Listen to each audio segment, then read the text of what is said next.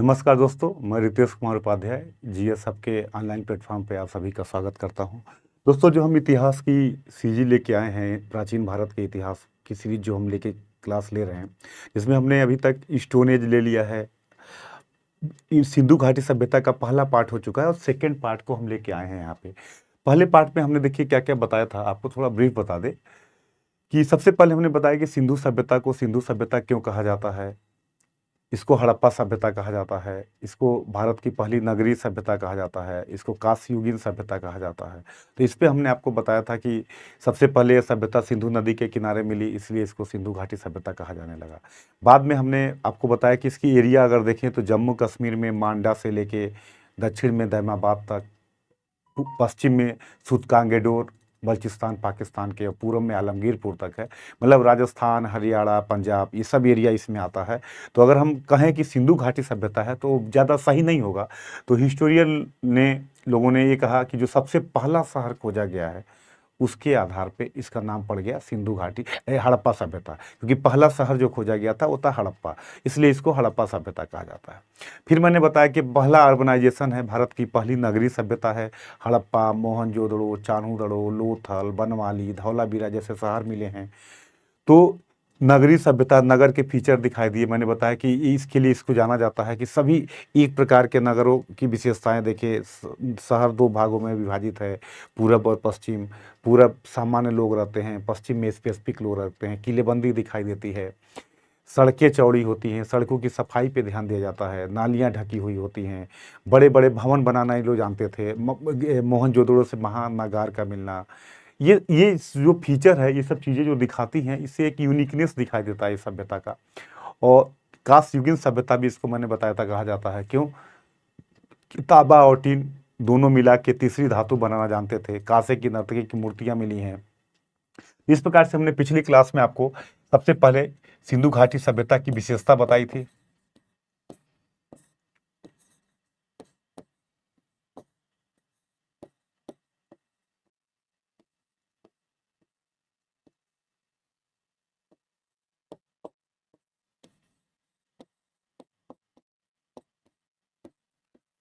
पूरी विशेषता हमने बताई सिंधु घाटी सभ्यता की। और इसके बाद जो दूसरा टॉपिक हमने इसमें बताया था आपको पिछली क्लास में, वो बताया था कि सिंधु सभ्यता के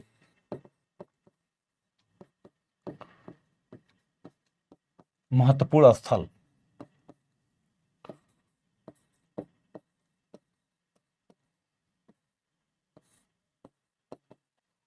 ये हमने बताया था, जिसमें हमने हड़प्पा के बारे में बताया। कहा कि पहला शहर खोजा गया था हड़प्पा, पहला शहर खोजा गया, पाकिस्तान में है ये। यहाँ से मजदूरों के आवास मिला है, यहाँ से लेबर्स क्वार्टर मिले हैं, यहाँ से छः छः कमरों के दो पंक्तियों में अन्नागार मिला है। इसके बाद मैंने मोहनजोदड़ो के बारे में बताया कि मोहनजोदड़ो भी पाकिस्तान में है, सिंधु नदी के किनारे। मोहनजोदड़ो का मतलब है माउंट ऑफ डेड, मृतकों का टीला।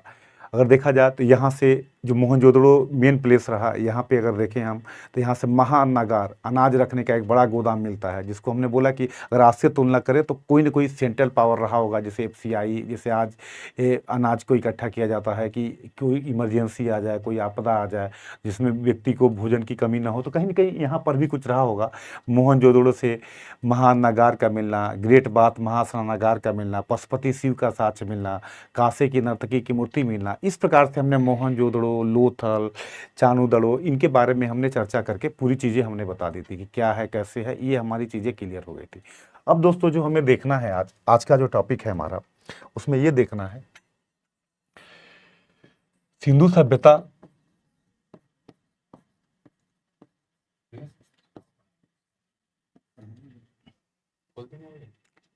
सिंधु सभ्यता का समाज,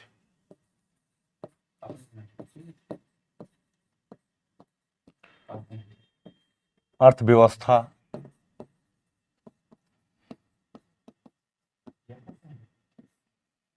सोसाइटी, इकोनॉमी, धार्मिक व्यवस्था,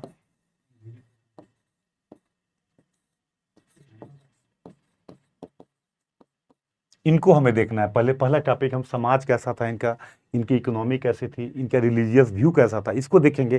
फिर इनका डिक्लाइन कैसे हुआ और क्या आज आज में और उसमें क्या हमें समानता असमानता क्या चीज़ें दिखाई देती है, इन सब पे हम चर्चा करेंगे। और एक पार्ट हमने ले लिया है जिसको आप देखने के बाद इसको देखिएगा तो उसकी ये चीज़ें यहाँ पे इजिली आपको समझ में आएंगी। एकदम मस्ती के साथ पढ़िए। अब देखिए, सबसे पहला है समाज, सोसाइटी कैसी थी इनकी।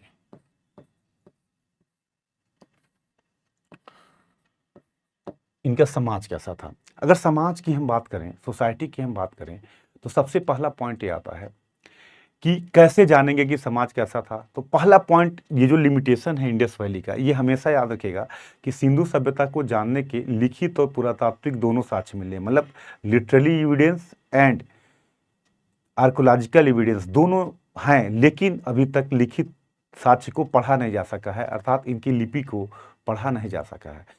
दोस्तों, जब लिपि को पढ़ा नहीं गया है तो जाहिर सी बात है हम सोसाइटी में जो कुछ भी लगाएंगे कि इनका समाज कैसा था, क्या परिवर्तन था, क्या चीज़ें थी, वो हम किससे जानेंगे? जो हमें खुदाई के द्वारा जो साक्ष्य मिले हैं, जो एविडेंस मिला है, उसके आधार पर हम जानने की कोशिश करेंगे। खुदाइयों के आधार पर कहा जाता है कि समाज की जो प्रकृति थी ये मात्र सत्तात्मक समाज था।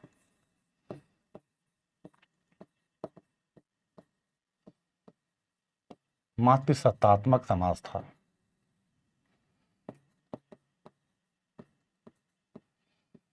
समाज कैसा था? मात्र सत्तात्मक था। अब ये कहेंगे कैसे कहा जाता है, तो इसके दो आधार दिए जाते हैं। पहला आधार ये दिया जाता है, खुदाइयों से मातृ देवी की मूर्तियां मिली हैं, गॉडेस की मूर्ति मिली है, मातृ देवी की मूर्ति मिली है।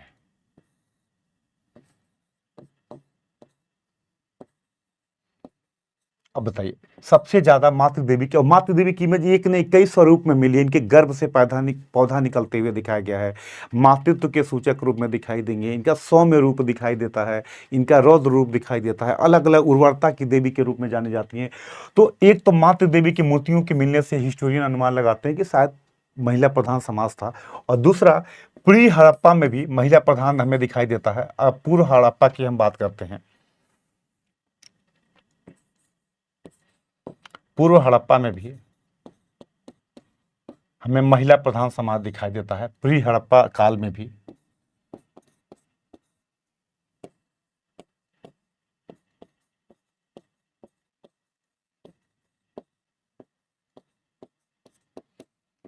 प्री हड़प्पा पीरियड में भी हमें महिला प्रधान समाज दिखाई देता है। तो इसके आधार पर हिस्टोरियन कहते हैं कि समाज कैसा था? मात्रात्मक समाज था, मैटरनल सोसाइटी। तो पहला पॉइंट याद रखिएगा, समाज कैसा था?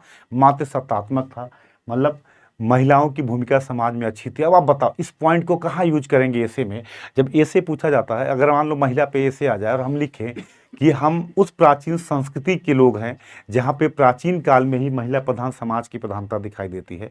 इस पॉइंट को जब आप मेंस में लिंकअप करोगे तो एग्जामिनर पे प्रेशर पड़ा कि हाँ, लड़के को कल्चर का नॉलेज है, लड़का क्या है, भारतीय संस्कृति को जानता है। तो ये लाइन आप यूज हमेशा कर सकते हो कि हम उस प्राचीन कल्चर में है जहाँ पे महिला प्रधान समाज दिखाई देता था, मतलब महिलाओं की नेतृत्व में भूमिका थी, महिला की स्थिति अच्छी थी।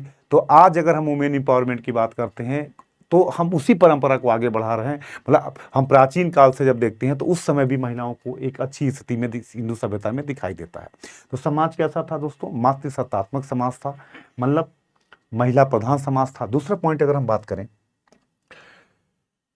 तो समाज में कौन थे? अब आता है समाज में कौन कौन वर्ग था।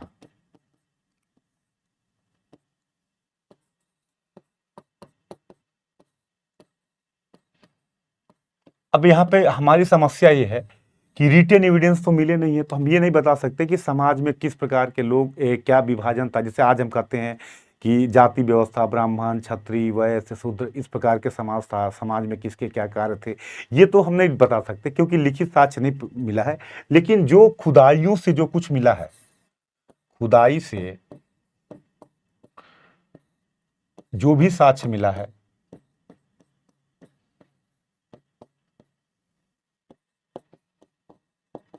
साक्ष्य मिला है, उसके आधार पर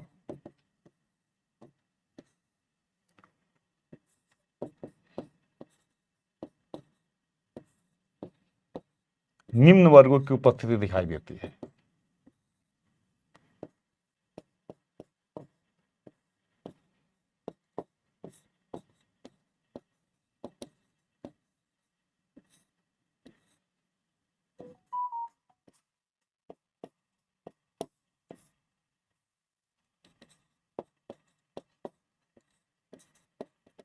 देखिए, जो खुदाई से साक्ष्य मिला है उसके आधार पर देखिए किस किस वर्ग की उपस्थिति दिखाई देती है। तो पहला अगर हम देखें तो एक विद्वान वर्ग दिखाई देता है, एक विद्वान वर्ग दिखाई देता है, स्कॉलर वर्ग दिखाई देता है, जिसमें पुरोहित हो सकते हैं, ज्योतिषी टाइप के लोग हो सकते हैं,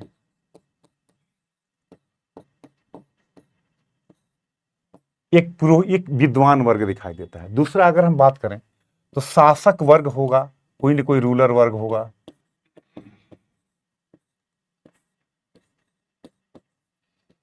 शासक वर्ग की उपस्थिति दिखाई देती है।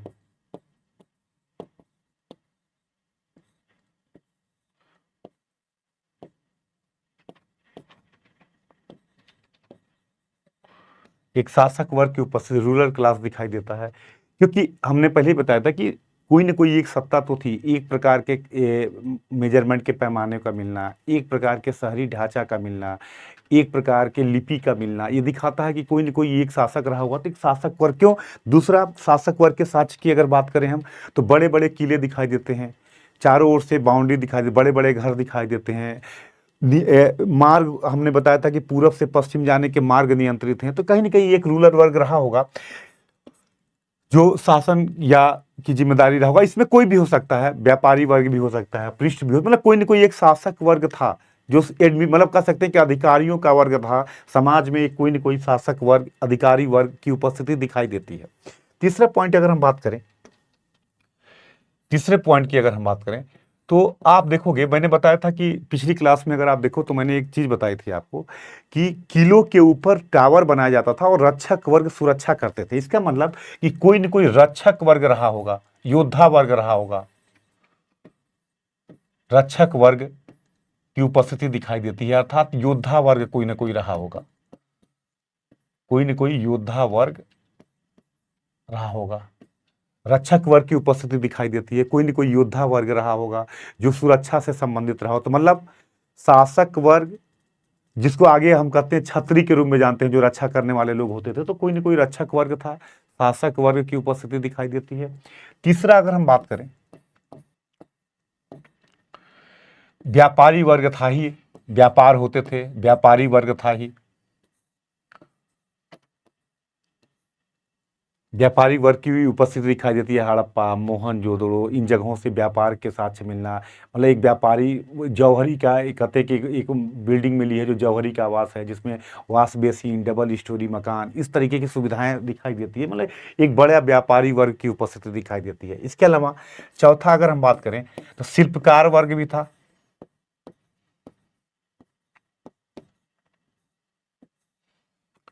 शिल्पकार वर्ग की उपस्थिति भी दिखाई देती है, जो गुड़िया बनाना, मनके बनाना, पत्थर के काम करना, खिलौने बनाना, ये वर्ग भी था जो उपस्थिति रही होगी। इसके अलावा पांचवें वर्ग की बात करें तो मजदूर वर्ग भी था, मजदूर वर्ग की भी उपस्थिति दिखाई देती है। मतलब रक्षक वर्ग, व्यापारी वर्ग, शिल्पकार वर्ग, मजदूर वर्ग, इन सब की उपस्थिति हमें यहाँ पे दिखाई देती है। दोस्तों, इसका मतलब क्या हुआ कि समाज में कई वर्गों के लोग रहते थे, अलग अलग काम करते थे। हाँ, ये इनमें आपस में रिलेशन कैसा था ये हम तो डिसाइड नहीं कर सकते कि लोग अपने आप से संतुष्ट थे या नहीं थे, या क्या स्थिति थी, ये तो बताया नहीं जा सकता। लेकिन एक चीज जरूर दिखाई देता है, अगर आप देखोगे कि ये सभ्यता शांतिमूलक कही जाती है, शांतिमूलक सभ्यता कही जाती है, पीसफुल सोसाइटी कही जाती है। शांतिमूलक सभ्यता का यहाँ मतलब यह है कि आप देखोगे जो भी खुदाई हुआ है तो खुदाई से मार पीट के हथियार कम नहीं मिले हैं, न के बराबर मिले हैं, जबकि घरेलू यूज किए डोमेस्टिक टूल्स मिले हैं जिससे घरेलू कार्य किया जा सके, यूज किया जा सके। इसका मतलब क्या था कि लोग सेटिस्फाई थे, अपने कार्यों से काम करते थे, और समाज में अलग अलग वर्गों की उपस्थिति बनी हुई थी। अब ये विभाजन था किस प्रकार का था, ये तो प्रश्न ऐसा है कि अभी लिपि पढ़ी नहीं गई है तो हम कुछ बता नहीं सकते। लेकिन ये इतनी चीज़ें आप दिमाग में रखिएगा कि समाज मतलब समाज कई वर्ग थे। अगर हम इसको दूसरे तरीके से कंपेयर करें तो हम कह सकते हैं कि समाज में उच्च वर्ग, ये भी एक विभाजन, इस तरीके से भी आप मेंस में आंसर लिख सकते हो। उच्च वर्ग, मध्यम वर्ग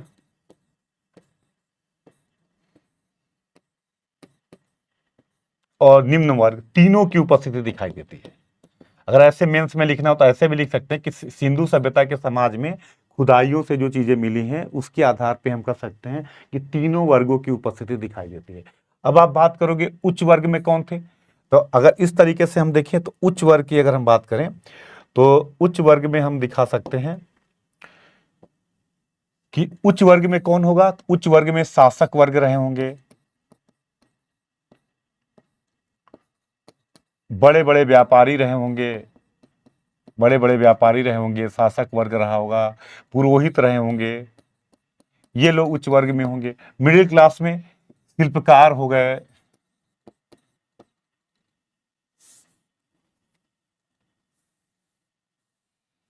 अगर हम बात करें मिडिल क्लास में कौन होगा तो शिल्पकार होंगे,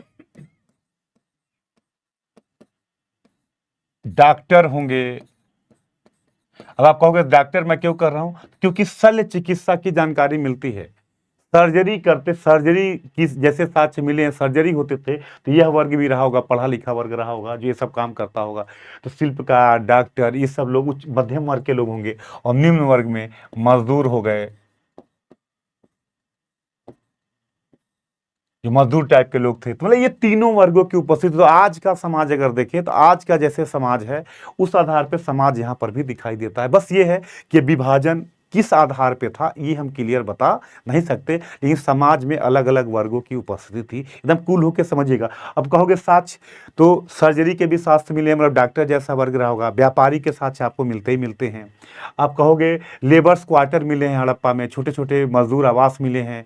तो ये दिखाता है कि समाज में रक्षक वर्ग के जैसे आप टावरों पे सुरक्षा के लोग, सुरक्षा करने वाले लोगों की उपस्थिति दिखाई देती है जो साक्ष्य मिले हैं। इसका मतलब कि रक्षक वर्ग, पुरोहित जैसा वर्ग, व्यापारी जैसा वर्ग, शासक वर्ग में अधिकारियों का जैसा वर्ग, ये सभी लोग उपस्थित थे। सबकी अपनी अपनी भूमिकाएं थी और अपने अपने कार्य सभी लोग कर रहे थे और समाज इस प्रकार से टिका था। हाँ, आपस में इनका कैसा रिलेशन था, जब तक हम लिखित साक्ष्य नहीं पढ़ पाएंगे तब तक इसको हम बता नहीं सकते। इसका मतलब दोस्तों समाज में एक चीज तो क्लियर हो गई कि समाज में असमानता थी। मतलब हम एक मेजर पॉइंट लिख सकते हैं मेंस में कि समाज में असमानता थी, असमानता थी, समाज में असमानता थी, मतलब अनइक्वल सोसाइटी थी, अनइक्वलिटी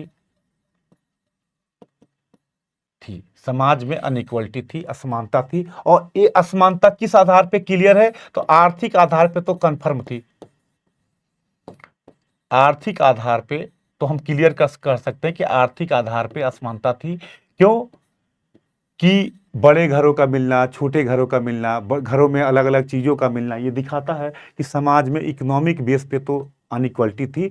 सोसाइटी में अलग अलग कार्य कर रहे थे, उनमें कैसा रिलेशन था ये तो क्लियर नहीं है, लेकिन आर्थिक असमानता थी, ये चीज़ें क्लियर है। मतलब समाज अगर कोई पूछेगा तो पहला पॉइंट क्या हो गया, मातृसत्तात्मक समाज था, मैटरनल सोसाइटी थी। दूसरा क्या हो गया, समाज में अलग अलग वर्गों की उपस्थिति दिखाई देती है, जिसको हम दो तरीके से व्याख्या कर सकते हैं। एक हम कहते हैं पुरोहित हैं, शासक वर्ग हैं, व्यापारी हैं, शिल्पकार हैं, मजदूर वर्ग हैं। दूसरा हम कह सकते हैं इस तरीके से भी अपर क्लास दिखाई देता है, मिडिल क्लास दिखाई देता है, लोअर क्लास दिखाई देता है। इन तीनों वर्गों की उपस्थिति यहाँ पे दिखाई देती है समाज में। इसके अलावा अब आता है तीसरा पॉइंट समाज के बारे में, जब हम बात करते हैं कि इनकी जीवन शैली कैसी थी, लाइफ स्टाइल कैसा था, इनका जीवन शैली कैसा था, किस प्रकार के लाइफ स्टाइल को लोग जीते थे। तो सबसे पहला अगर हम पॉइंट की बात करें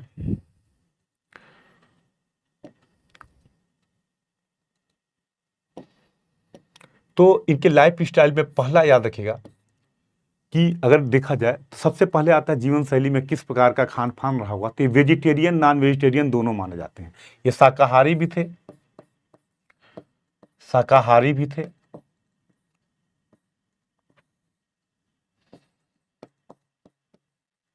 और मांसाहारी भी थे। शाकाहारी और मांसाहारी दोनों थे। अगर देखें हम तो गेहूं, जौ, तिल, तरबूज जैसे अनाज मिले हैं, हड्डियां मिली हैं जली हुई। तो मतलब शाकाहारी और मांसाहारी दोनों थे लोग, दोनों वेजिटेरियन नॉन वेजिटेरियन दोनों का प्रयोग करते थे लोग। अनाज यूज होता था। चावल के भी साक्ष्य लोथल से मिले हैं, तो बड़े लेवल पे नहीं, लेकिन चावल के भी साक्ष्य मिले हैं, लोथल से मिल चुके हैं, चावल की भूसी मिली है। तो मतलब गेहूं, जौ, तिल, सरसों ये मेन थे। चावल का भी यूज ये लोग कुछ स्थलों पर करते रहे होंगे। इसके अलावा अगर हम तीसरा पॉइंट देखें तो खान पान के बाद जीवन शैली में आता है कपड़े क्या पहनते थे, इनके कपड़े कैसे थे। तो कपड़े याद रखिएगा, सूती और ऊनी दोनों वस्त्रों का प्रयोग करते थे लोग।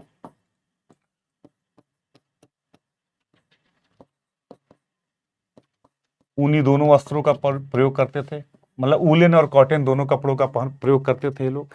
इसके अलावा अगर हम बात करें, सूती और ऊनी दोनों वस्त्रों का प्रयोग करते थे। इसके अलावा तीसरी बात करें तो सुई के साक्ष्य मिले हैं। इसका मतलब क्या था कि वस्त्रों को सिला भी जाता था, सिलने के साक्ष्य मिलते हैं।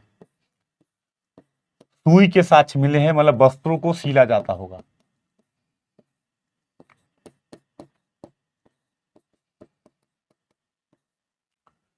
तीसरा आता है इनके, अगर बात करें तो खान पान हो गया, इनका वस्त्र हो गया। तीसरा आता है अगर इनके लाइफ स्टाइल की बात करें तो तीसरा पॉइंट हम ले सकते हैं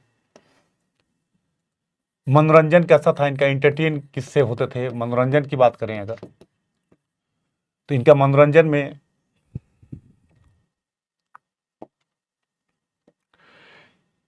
ये लोग पासा खेलते थे, डाइस, पासा खेलने की जानकारी मिलती है, पासा खेलते थे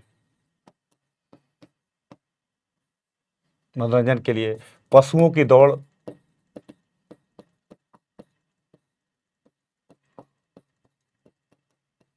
पशुओं की दौड़, पशुओं की लड़ाई, पासा, ये इनके इंटरटेनमेंट थे, मनोरंजन के साधन थे जिसको इंटरटेन करते थे लोग।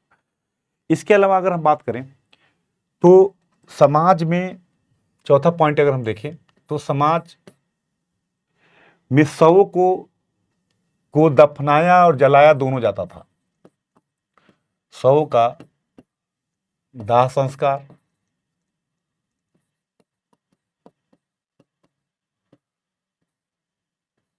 दाह संस्कार और शवाधान दोनों था।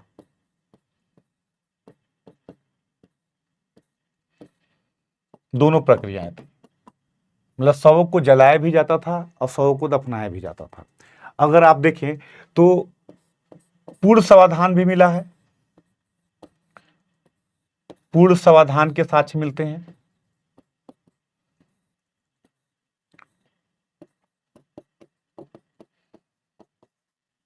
पूर्ण समाधान के साक्ष्य मिलते हैं। पूर्ण समाधान मतलब पूरे लाश को पूरी तरह से दफना देना। आंशिक समाधान भी मिला है, आंशिक समाधान भी मिलता है, मतलब लाश को कुछ समय के लिए खुले में छोड़ दिया जाए और उसके बाद उसको दफनाया जाए। तो जलाने की प्रक्रिया भी थी, शव को दफनाने की प्रक्रिया भी थी, और दफनाने में पूर्ण समाधान की भी प्रक्रिया दिखाई देती है और आंशिक समाधान की भी प्रक्रिया दिखाई देती है। इस प्रकार से दोस्तों देखा जाए, इस पॉइंट को अगर आप एक्सप्लेन करोगे तो इसका मतलब समाज में अलग अलग प्रकार के लोग थे, मतलब परंपराएं अलग अलग थी। अगर याद जाए कि सिंधु सभ्यता समाज में अलग अलग प्रकार की परंपराएं दिखाई देती हैं, तो अलग अलग प्रकार की परंपराएं थी। अब देखो कैसे कुछ लोग को जलाया जा रहा है, कुछ लोगों में पूर्ण समाधान की प्रक्रिया है, कुछ लोगों में आंशिक समाधान की प्रक्रिया। इसका मतलब एक मिक्स सोसाइटी था, एक मिक्स प्रकार का कल्चर था। तो अगर एक क्वेश्चन आपसे पूछा जाए, प्रीलिम्स में आ जाए कि सिंधु सभ्यता एक मिश्रित सभ्यता थी, अगर एक क्वेश्चन आ जाए कि सिंधु सभ्यता का समाज एक मिश्रित समाज था, स्टेटमेंट सही है या गलत है।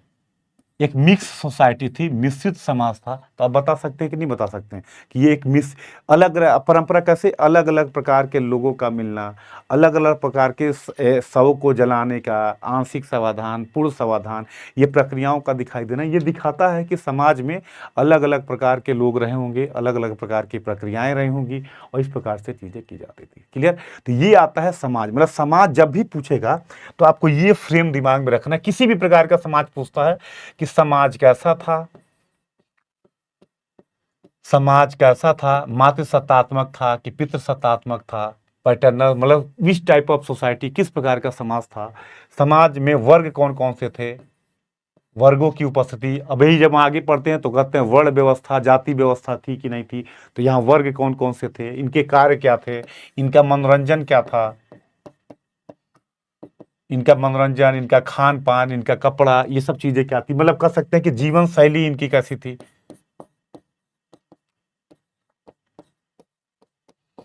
इनका लाइफ स्टाइल कैसा था। हाँ, जीवन शैली में एक पॉइंट और याद रखिएगा कि लोग श्रृंगार, महिलाएं श्रृंगार काफी करती थी, लिपस्टिक जैसी चीजें मिली हैं, आभूषण ये लोग पहनते थे, आभूषणों के बहुत शौकीन थे, पुरुष और महिला दोनों आभूषण पहनते थे। याद रखिएगा पॉइंट, मतलब पुरुष और महिला दोनों आभूषण पहनते थे, लेकिन महिलाओं ज्यादा श्रृंगार पे ध्यान दिया गया है, चूड़ियों को पहनना, एक लिपस्टिक लगाना, मतलब सौंदर्य पे ज़्यादा ध्यान दिया जाना, इन चीज़ों पे, ये समाज में विशेषता थी जीवन शैली में।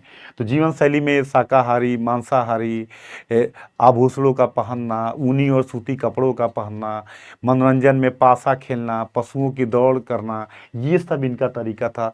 समाज में अलग अलग वर्ग थे, और इनका अगर परंपराएं भी अलग अलग थी। मैंने आपको बताया कि किसी किसी शव को जलाया जा रहा है, किसी को दफनाया जा रहा है, दफनाने में भी कई तरीके हैं कि पूरी लाश को दफनाया जा रहा है, किसी में आंशिक रूप से दफनाया जा रहा है। तो ये इनका पूरा का पूरा समाज था।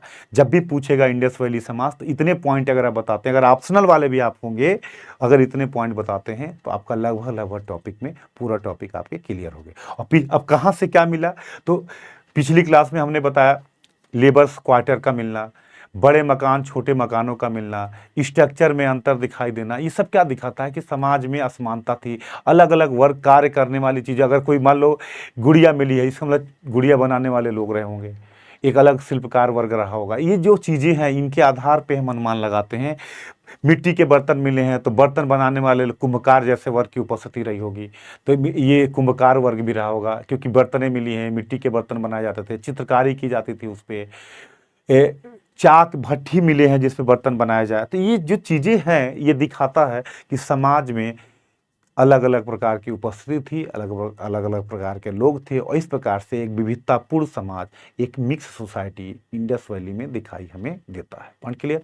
ये पूरा टॉपिक हमने आपको बता दिया समाज कैसा था। अब आता है इनकी अर्थव्यवस्था कैसी थी। पिछले में हमने पिछली क्लास में राजनीतिक व्यवस्था पे चर्चा कर लिया था।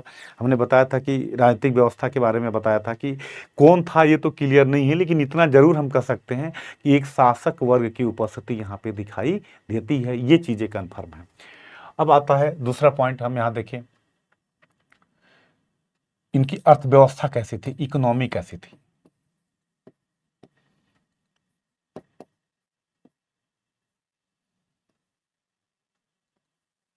इनकी इकोनॉमी कैसी थी,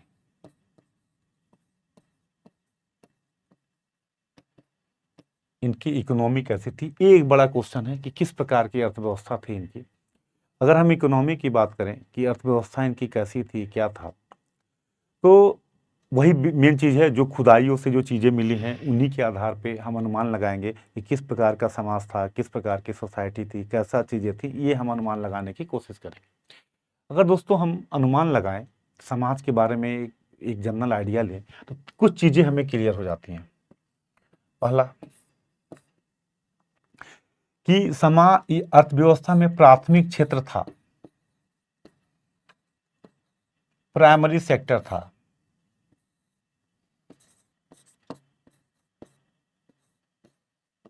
प्राइमरी सेक्टर था।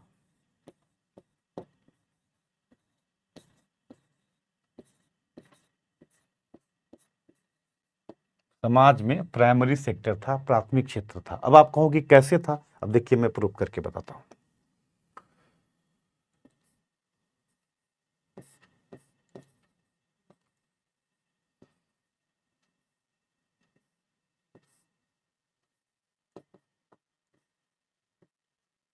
Primary sector.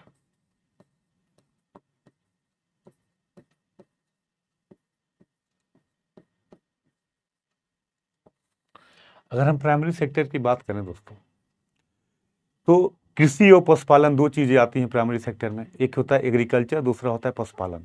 तो कृषि और पशुपालन थे, इनकी उपस्थिति थी। अब इसको कैसे हम देखेंगे, सबसे पहले हम देखते हैं कृषि। कृषि कैसा था, क्या था कृषि। तो कृषि के बारे में देखें तो मैंने पिछली क्लास में भी बताया, अगर आप स्टोन एज वाली हमारी वीडियो देखिएगा, स्टोन एज में हमने कहा था कि नौ पाषाण काल से खेती की शुरुआत हो गई। मेहरगढ़ में कृषि के साक्ष्य मिलते हैं। उसके बाद धीरे धीरे क्या हुआ, जब कृषि के साक्ष्य चालू हुए तो वर्षा हुई खूब। वर्षा और से मिट्टी सही हुई और जलोढ़ मिट्टी मिलने लगी, और इन दोनों को मिला के कृषि ये लोग बेहतर करना चालू कर दिए। जब कृषि करने लगे, जब कृषि बेहतर होगा तो जाहिर सी बात है चीज़ें बेहतर होंगी। तो कृषि की अगर साक्ष्य की बात करें, तो अगर आपसे कभी पूछा जाए, एक जनरल में कभी भी पूछा जाए इकोनॉमी बताइए, एग्रीकल्चर का साक्ष्य दीजिए, तो कैसे देंगे आप एग्रीकल्चर के साथ। एग्रीकल्चर के लिए क्या चाहिए, अगर आप देंगे तो सबसे पहले मिट्टी चाहिए अच्छी। अच्छी क्या चाहिए, हमें मिट्टी चाहिए सबसे पहला। एग्रीकल्चर के लिए हमें बताना पड़ेगा मिट्टी अच्छी थी या नहीं। दूसरा पॉइंट, अब सब पॉइंट क्या बताएंगे एग्जामिनर को, सिंचाई कैसा था, सिंचाई थी कि नहीं थी, इसके बारे में बताएंगे। इसके अलावा तीसरा पॉइंट हम बताएंगे कि कटाई बुआई, जो कृषि की प्रक्रियाएं हैं, कटाई बुआई, ये था कि नहीं था। अगर ये तीनों चीजें हैं तो एग्रीकल्चर अच्छा होगा। अब आप देखिए इंडस वैली की हम बात करते हैं। अब देखते हैं, सबसे पहले आता है मिट्टी। ये पॉइंट लिखिएगा, यूपीएससी में क्वेश्चन भी पूछा है। मिट्टी में अगर देखा जाए तो दो प्रक्रियाएं थी, एक तो जलोढ़ मिट्टी,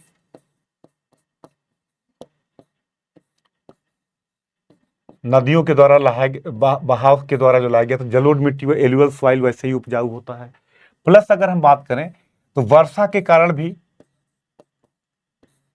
कारण भी मिट्टी उपजाऊपन था। अब इन दोनों को मिला देंगे तो मिट्टी क्या बनी, उर्वर बनी। मिट्टी क्या बनी, उर्वर हो गई। अब ये प्रक्रिया नवपाषाण काल से ही चालू हुआ, सब धीरे धीरे धीरे धीरे क्या हुआ, मिट्टी की उर्वरता बढ़ती चली गई, तो मिट्टी बेहतर थी। तो जाहिर सी बात है, जब मिट्टी बेहतर होगी तो एग्रीकल्चर का पहला जो बेस पॉइंट है वो सही था। दूसरा, अगर हम दूसरे मुद्दे की बात करें, सेकेंड पॉइंट की बात करें, सिंचाई। सिंचाई कैसा था, तो सिंचाई के लिए देखिए ऐसी तो कोई साक्ष्य नहीं मिलता, लेकिन हम एक चीज की बात करें, अगर हम बात करें सिंचाई के लिए, तो डैम की बात, मतलब ये लोग वैसे तो नहरें नहीं मिली हैं हमें, लेकिन एक चीज मिला है, आप ध्यान दीजिएगा इस बात को।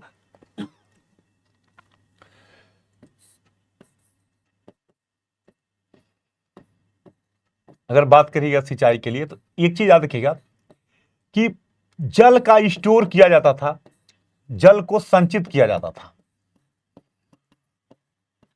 मतलब डैम जैसी अवधारणा थी। नहर तो नहीं मिले हैं, लेकिन डैम, जलों को संचित करना, स्टोर किया जाता था।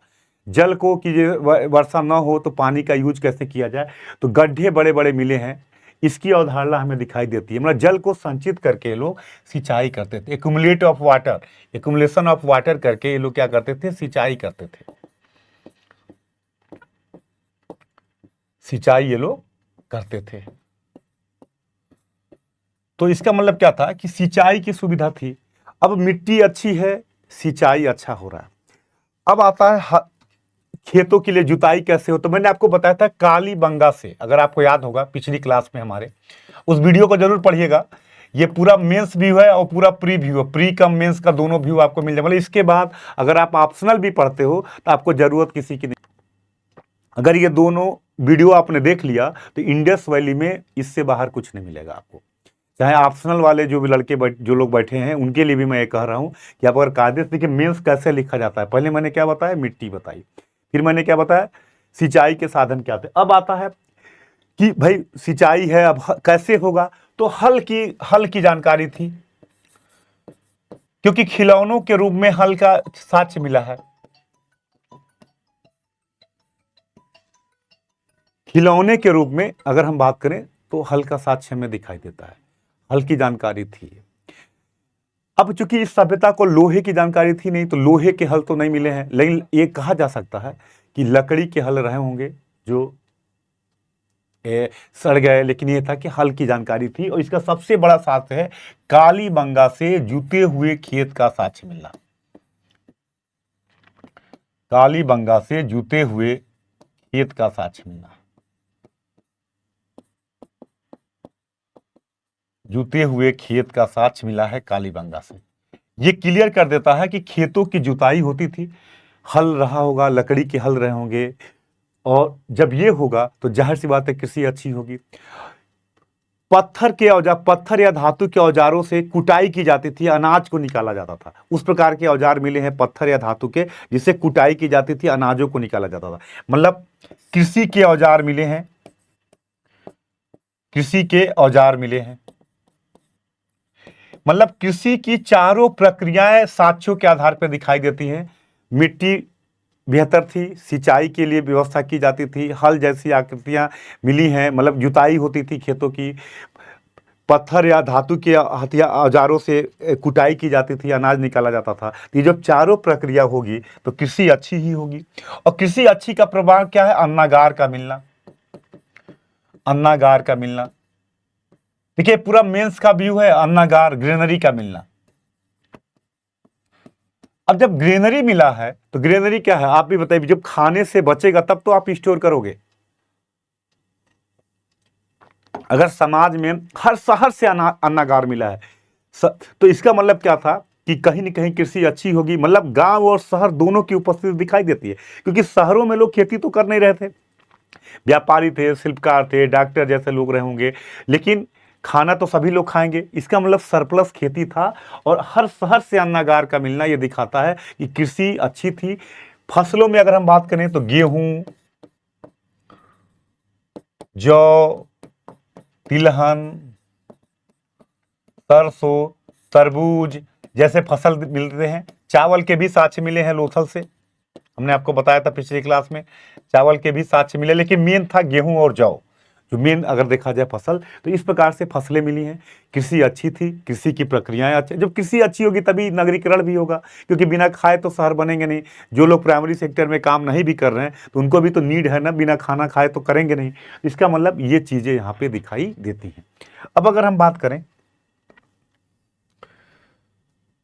तो प्राइमरी सेक्टर था, पशुपालन था, पशुओं के लोग पालते थे, दूध और अन्य के रूप अदर पशुओं को पालना, मांस के रूप में, दूध के रूप में उनका यूज भी करते थे। तो पशुएं थी, कृषि था, पशुपालन था। अब आता है उद्योग, इंडस्ट्री, सेकेंडरी, द्वितीयक क्षेत्र। जो सेकेंडरी सेक्टर है इकोनॉमी का, द्वितीयक क्षेत्र था कि नहीं था? तो इंडस्ट्री थी। अगर आप देखो तो पहला पॉइंट अगर हम बात करें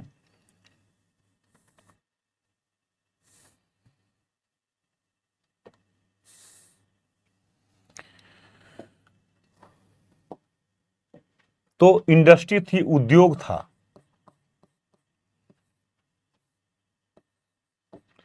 अब आप कहोगे उद्योग था, कैसे था? तो पहला पॉइंट अगर पिछली क्लास को हमारे याद करिए तो पहला क्लास हमने पहली बताया था चान्हू दड़ो।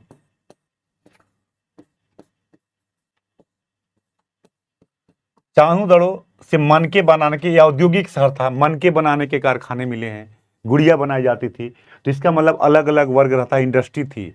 लोथल से भी औद्योगिक कारखाने मिलते हैं, मतलब कारखाने थे, फैक्ट्रियां थी, लोग गुड़िया बनाना, मनके बनाने के कारखाने दिखाई देते हैं। तो ऐसा मतलब कि इंडस्ट्री थी, ये भी डेवलप था, व्यवसायिक वर्ग में ये वर्ग भी था। तीसरा आता है अगर हम बात करें तृतीयक, जिसको हम कहते हैं तृतीयक क्षेत्र, टर्सरी जो था। इसमें अगर हम बात करें तो व्यापार अगर देखें तो ये सभ्यता व्यापारिक थी, व्यापार था, और व्यापार काफी विकसित था। अगर हम बात करें तो ट्रेड था, और ट्रेड काफी विकसित था। अगर इनके इंडस वैली सिविलाइजेशन की बात करें, ट्रेड हमारा आंतरिक भी था,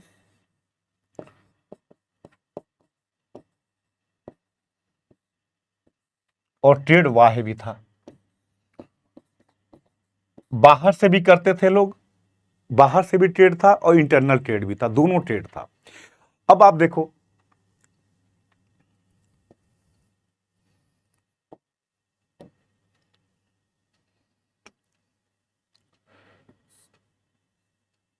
कोलार, कर्नाटक के कोलार से लोग सोना मंगाते थे।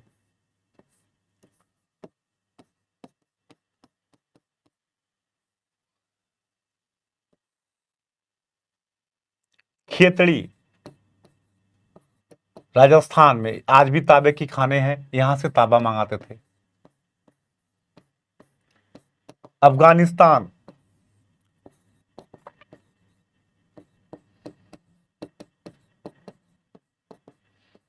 यहां से टीन मंगाते थे। इसका मतलब कि चीजों को मंगाते थे, मूर्तियां बनाते होंगे, गुड़िया बनाते होंगे, मन के बनाने के कारखाने मिले हैं। इस प्रकार से अगर हम देखें तो कुछ चीजें, फिरोजा, ये पत्थर हैं सब, फिरोजा, लाजवर्द मणि, ये क्वेश्चन आ चुका है। लाजवर्द मणि, हरिताश्म,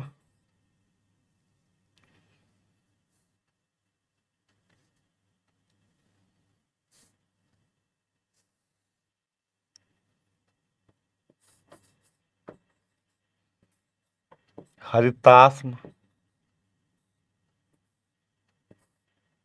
और टीन, ये लोग बाहर से मंगाते थे। फिरोजा, लाजवर्द मणि, हरिताश्म और टीन, ये लोग कहां से मंगाते थे? बाहर से मंगाते थे। विदेशों में इनका व्यापार किससे था? तो अगर बात करें मेसोपोटामिया, समकालीन सभ्यता है मेसोपोटामिया,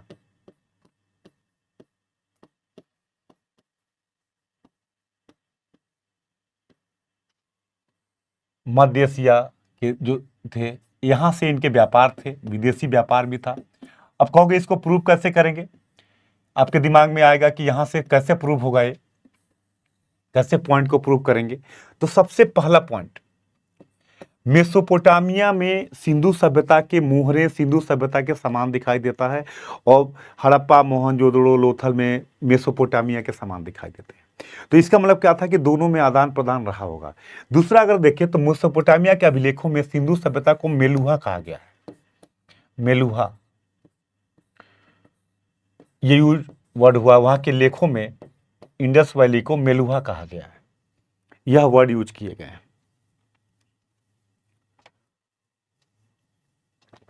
इसके बाद अगर हम देखें तो दिलमुन और मगन, ये बिचौलिए के रूप में काम करते थे। दिलमुन और मगन,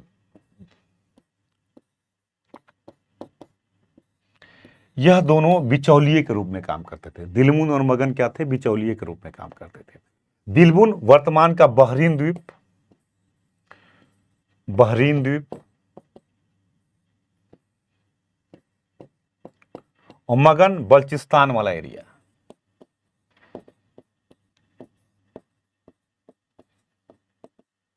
बल्चिस्तान मतलब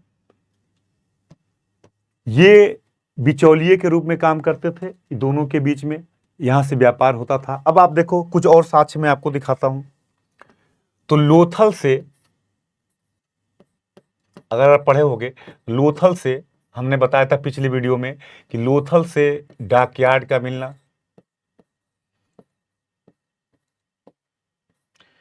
डॉकयार्ड मिलना, लोथल से फारस की मुहरें मिलना। ये कैसे पॉइंट यूज करते हैं? फारस की मुहरें मिलना,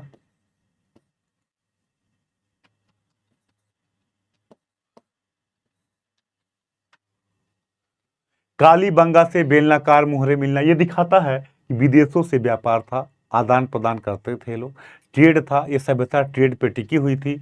इसका मतलब कृषि भी था, उद्योग भी था और व्यापार भी था, तीनों चीजें थी। और याद रखिएगा, व्यापार ही इसका यूनिकनेस था। यही जब खत्म हुआ तो सभ्यता इसका मतलब इकोनॉमी में थी, एक सुदृढ़ आर्थिक व्यवस्था था इनका, व्यापारिक सभ्यता थी, शहरीकरण था।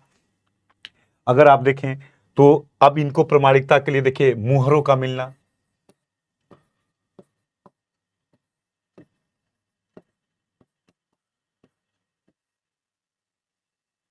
पाठ माप का मिलना,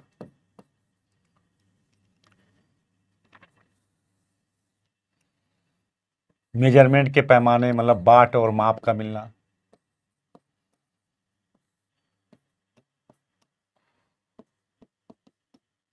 ये दिखाता है कि सभ्यता में, यहाँ देखिए सील्स में मुहरें भी थी, मतलब मुहर मार के वस्तुओं का पहचान किया जाता था। जैसे आज भी अब रेलवे वेलवे में जाइए सामान रखिए तो क्या करते हैं, सील्स होते हैं जिसके आधार पर लगाया जाता है कि ये सामान किसका था।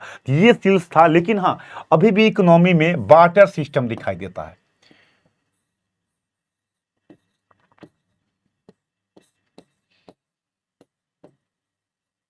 मतलब वस्तु विनिमय था।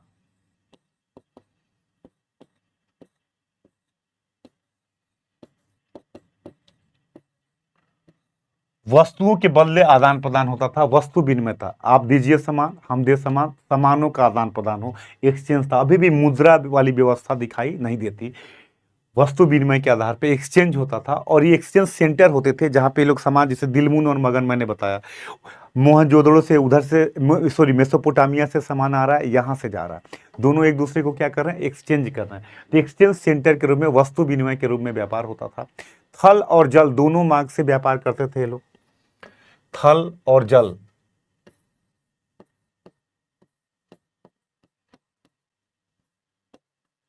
दोनों मार्ग से व्यापार होता था।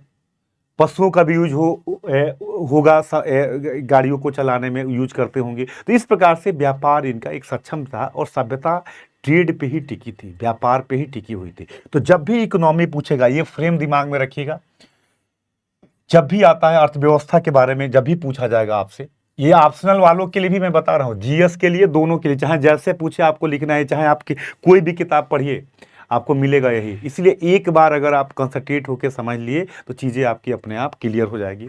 अब आप देखिए, किसी भी प्रकार का ले लें आप, अर्थव्यवस्था की अगर हम बात करें,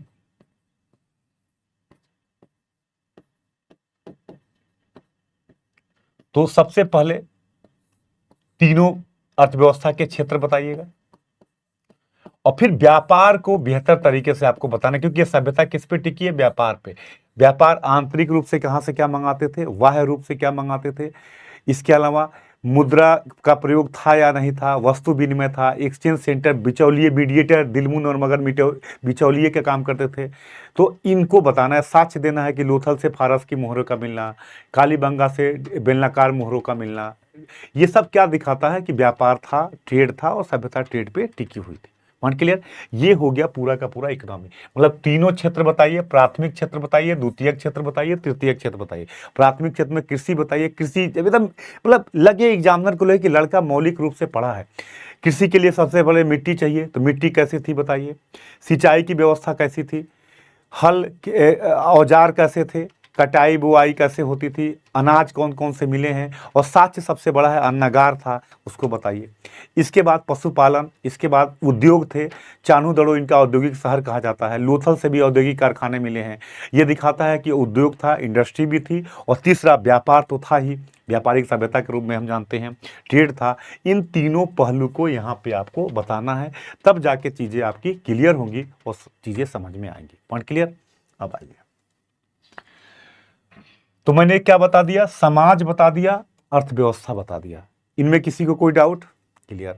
अब आता है अगला जो टॉपिक है हमारा, इनका रिलीजन कैसा था, धर्म कैसा था।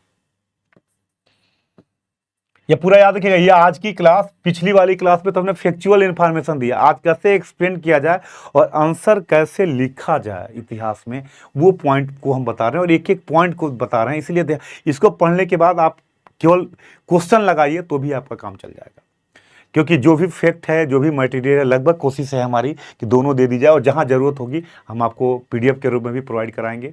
तो इस तरीके से पूरे चीज़ों को, पूरा टॉपिक आपके क्लियर हो जाएंगे। अगर आप क्लास के साथ हैं तो यकीन मानिए फिर एंशिएंट में आपको किसी लेवल पे कोई दिक्कत नहीं आएगी। अब आता है धर्म। अच्छा, मैं आपसे एक चीज पूछता हूं,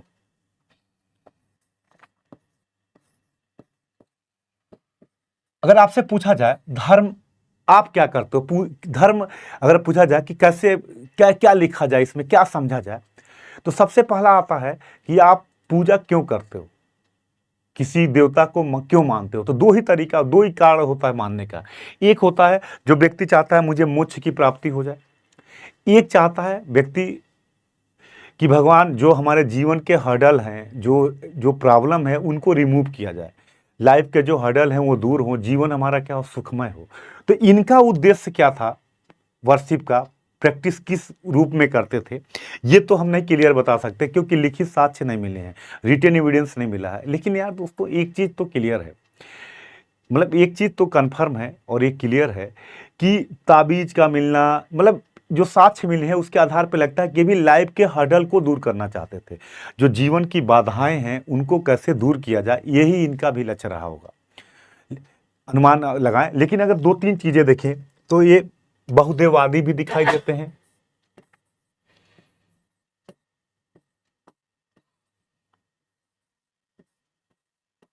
पोलिथिस्ट दिखाई देते हैं, ये बहुदेववादी।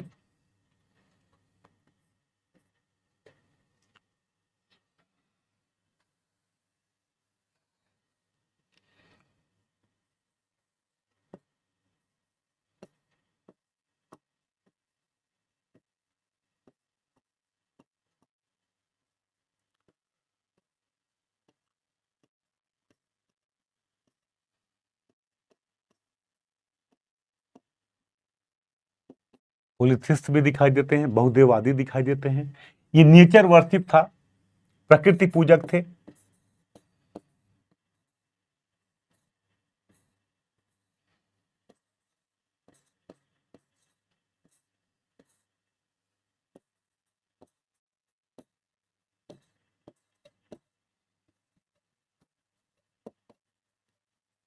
नेचर वर्शिप था, प्रकृति पूजक थे। अब आता है अगर साक्ष्य की हम बात करें तो किस प्रकार से पूजा करते थे, क्या प्रैक्टिस था, ये तो हम नहीं बता सकते। लेकिन कुछ चीजें हमें जो खुदाई के द्वारा मिली है उससे कुछ चीजों का अनुमान लगा सकते हैं कि सबसे ज्यादा अगर हड़प्पा मोहनजोदड़ो से देखा जाए तो मातृ देवी की मूर्तियां मिली है, मातृ देवी की इमेज मिलती है। मतलब इनकी मुख्य जो देवी थी वो थी मातृ देवी, गॉडेस।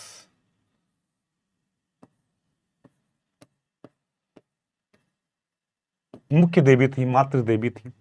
अब मातृ देवी थी, अब मातृ देवी के कई रूप दिखाई देता है। ये उर्वरता की देवी के रूप में दिखाई देती हैं,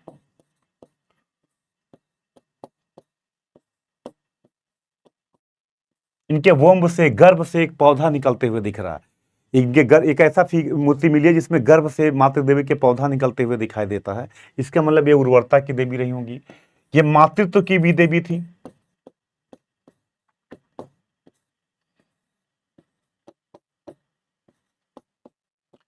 इनके सौम्य रूप भी दिखाई देता है,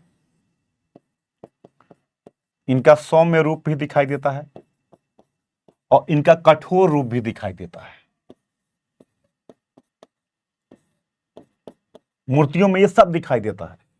उर्वरता की देवी के रूप में दिखाई देती हैं, मातृत्व की देवी के रूप में दिखाई देती हैं, लिबरल फेस भी दिखाई देता है, रिजिड फेस भी। तो आज अगर हम दुर्गा काली की अवधारणा की बात करते हैं, दुर्गा और काली की अवधारणा की बात करते हैं, तो कहीं न कहीं ये चीज़ें उस समय थी। जो आज शक्ति के अलग-अलग रूप हम देखते हैं, तो वहाँ भी मातृ देवी के कई रूपों में दिखाई देता है। इसीलिए कहते हैं कि सिंधु सभ्यता की मुख्य देवी थी, मातृ देवी थी। गॉडेस की इमेज मिली है, सबसे ज़्यादा इनकी इमेज मिली है। तो ऐसे में कहा जाता है कि ये और मातृ, मतलब आज से अगर कंपेयर करें, किताबें लिखती हैं तो आज भी हिंदुज़म में शक्ति के कई रूप दिखाई देते हैं। दुर्गा के रूप में दिखाई देती हैं, काली के रूप में दिखाई देती हैं। तो अलग अलग भूमिकाओं के रूप में उस समय भी मातृ देवी दिखाई देती थी। इसलिए कहते हैं कि ये परंपराएं हमारे यहाँ प्राचीन काल से चली आ रही हैं, एक प्राचीन समय से परंपराएं चली आ रही हैं, जिसका प्रमाण हमें यहाँ पे दिखाई देता है। क्लियर। दूसरे अगर पुरुष देवता की हम बात करें तो वो है पशुपति शिव। जो हमने पिछली क्लास में जो बताया था कि पशुपति शिव की इमेज मिली है मोहनजोदड़ो से। पुरुष देवता थे पशुपति शिव। मतलब जिस रूप में आज शिव हमें दिखाई देते हैं वही रूप उस समय भी शिव का हमें दिखाई देता है। मतलब इस पूरे भारतीय महाद्वीप का अगर कोई प्राचीन पुरुष देवता है तो वो है शिव। इसलिए कहते हैं सत्यम शिवम सुंदरम, सत्य ही शिव है, शिव ही सुंदर है। और ये पुरुष देवता के रूप में शिव की अवधारणा जो जैसे उस समय देखते थे, मतलब इसके आदि अंत जैसे आज हमें दिखाई देते हैं वैसे उस समय भी था। उस समय भी शिवलिंग, लिंग और योनि की पूजा की जाती थी, लिंग और योनि की पूजा होती थी, ये मिले हैं।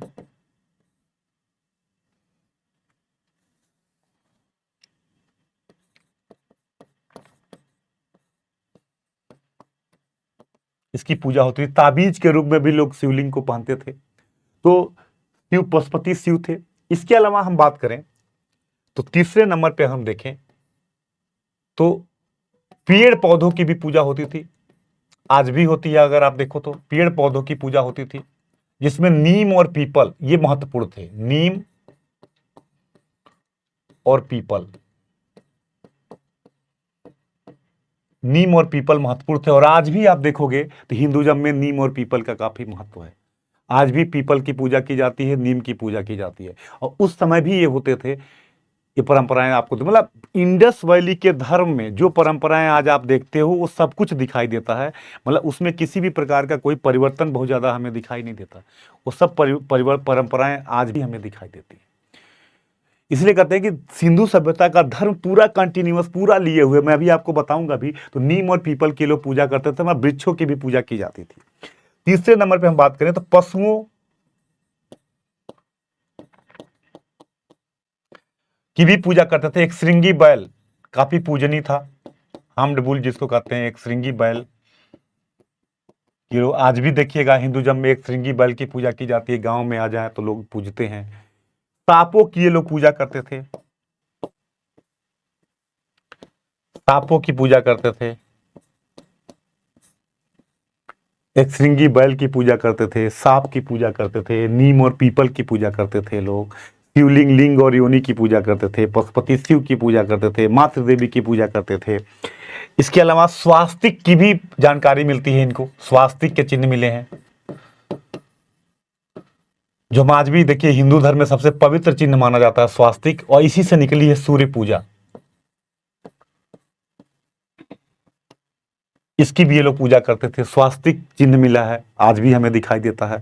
तो इस प्रकार से अगर हम बात करें और आज से कंपेयर करें, अगर एक, चूंकि इस बार 2023 में क्वेश्चन पूछा कि वैदिक धर्म क्या है, उसकी वर्तमान में प्रासंगिकता बताइए। तो अगर यही क्वेश्चन अगर आपसे पूछ दे कि सिंधु सभ्यता के धर्म की वर्तमान में प्रासंगिकता बताइए, तो आप बताइए कि आज भी हिंदुइज्म में हम देखें तो शिव और शक्ति, शिव और शक्ति मुख्य आधार है हिंदुइज्म के। उसमें भी शिव और शक्ति का आधार हमें दिखाई देता है। शिव भी दिखाई देते हैं, शक्ति के जो आज रूप अलग अलग हमें दिखाई देते हैं, दुर्गा, काली, अलग अलग रूपों में, उस समय भी ये चीजें दिखाई देती हैं। मतलब पूरा का पूरा वही चीजें आज भी हमें सेम, शिवलिंग की पूजा करना आज भी हम करते हैं, ये चीजें हमें दिखाई देती है। आज भी हम नीम और पीपल की पूजा करते हैं, आज भी हम सांप की पूजा करते हैं, आज भी हम स्वास्तिक जैसे चिन्हों को प्रतीक चिन्हों के रूप में लेते हैं। तो ये चीजें उस समय भी से आज तक चली आ रही हैं। ये परंपराएं लगातार बनी हुई दिखाई देती है। मतलब सिंधु सभ्यता का धर्म और वर्तमान में देखें तो एक पूरा का पूरा एक समानता, एक मतलब एक क्रम चला आ रहा है, जो वहां से चालू हुआ है और यहाँ तक चलता आ रहा है। इसमें कहीं कोई परिवर्तन दिखाई नहीं देता। ये यूनिकनेस है, इस पॉइंट को दिमाग में रखिएगा। किसी कोई डाउट? अब आता है कि मंदिर थे कि नहीं, तो इसकी कोई जानकारी हमें मिल नहीं पाती। कुछ कई जगह अग्निकुंड के साक्ष्य की बात की जाती है, क्या करते थे, कैसे करते थे, इसके बारे में कोई जानकारी नहीं मिल पाती, क्योंकि अभी तक लिखित साक्ष्य पढ़े जा नहीं सके हैं। और जब तक लिखित साक्ष्य पढ़े नहीं जाएंगे तब तक हम ये बता नहीं सकते कि किस प्रकार का क्या रहा होगा, कैसा रहा होगा। लेकिन हाँ, एक जरूर है कि कोई न कोई एक चीजें रही होंगी, एक जो मतलब कि कोई न कोई परंपरा रहा होगा। अब जल क्या, मोहनजोदड़ो से महास्नानागार का मिलना। अब कई लोग कहते हैं कि जैसे आज भी हम नहाने का एक वो करते हैं, धार्मिक क्रियाकलाप है हिंदुइज्म में, तो उस समय भी ऐसा कुछ रहा होगा, कुछ ऐसी परंपराएं रही होंगी, जल की भी पूजा करते होंगे लोग। तो ये है इनका रिलीजन, सिंधु सभ्यता का धर्म, जिसका प्रभाव हमें आज तक दिखाई देता है। अगर आप देखो तो ये होता है कल्चर, जिसकी परंपराएं, जिसका प्रभाव हमें आज तक दिखाई दे रहा है। सेम चीजें वही आज भी चली आ रही हैं, जो हमें लगातार हमारे विश्वासों में।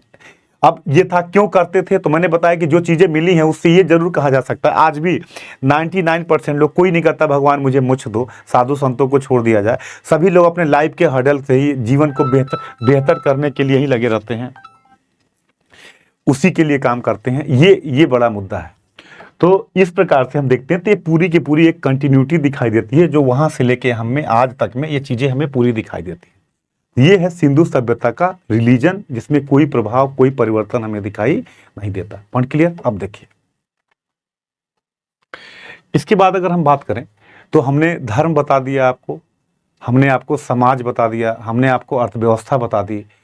थोड़ा सा पिछली क्लास में हमने राजनीतिक व्यवस्था भी बताई थी, लेकिन एक बार मैं आपको बता दूं, अगर आता है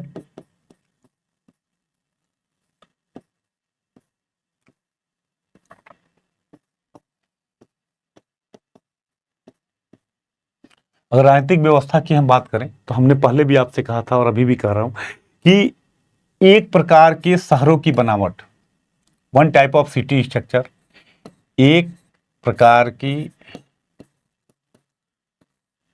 शहरों की बनावट,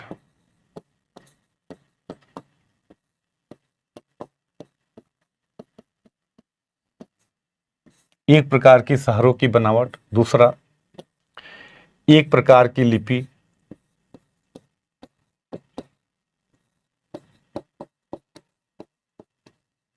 एक प्रकार के शहरों की बनावट, एक प्रकार की लिपि, एक प्रकार के माप और बाट,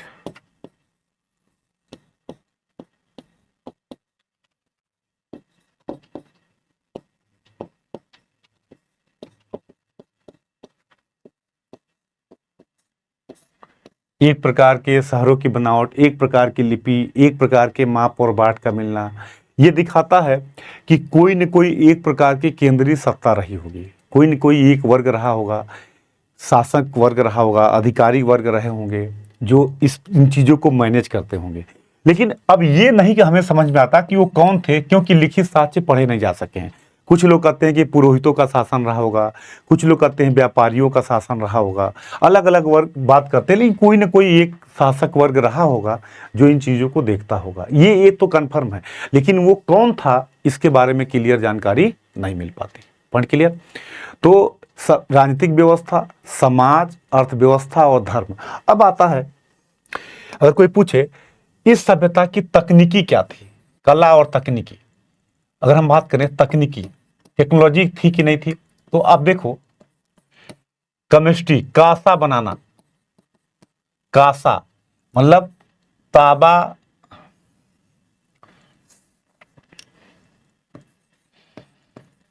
तांबा प्लस टीन, ये दोनों को मिला के बनाते थे कांसा। यूनिक बात थी, इसका मतलब केमिस्ट्री जैसी अवधारणाएं रही होगी, धातु विज्ञान रहा होगा, इनमें एक काम करते होंगे। सर्जरी के साक्ष्य मिलते हैं, सर्जरी के साक्ष्य मिलते हैं, कई जगह से मिले, जैसे लगा होगा कि सर्जरी हुआ है, मतलब डॉक्टर जैसा वर्ग भी रहा होगा, चिकित्सा प्रणाली भी इनकी बेहतर रही होगी। तीसरा, अगर हम बात करें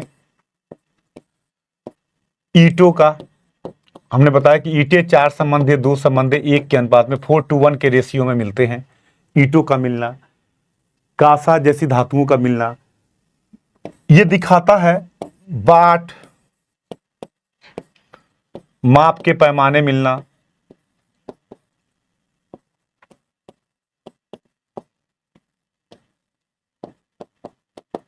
बाट माप के मेजरमेंट के पैमाने मिलना, ये दिखाता है कि कहीं ना कहीं तकनीकी विकास था, तकनीकी उन्मुख सभ्यता थी, टेक्नोलॉजी की तरफ इनका झुकाव था और तकनीकी उन्नयन की ओर ये लोग ध्यान देते थे।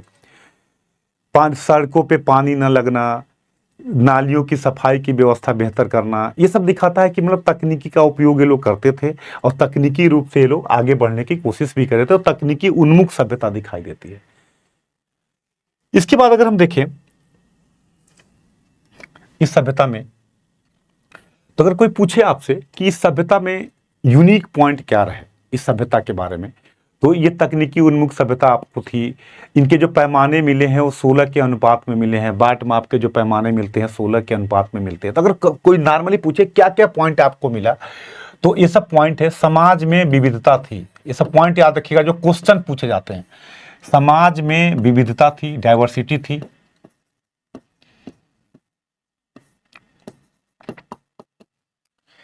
तकनीकी उन्मुख समाज था,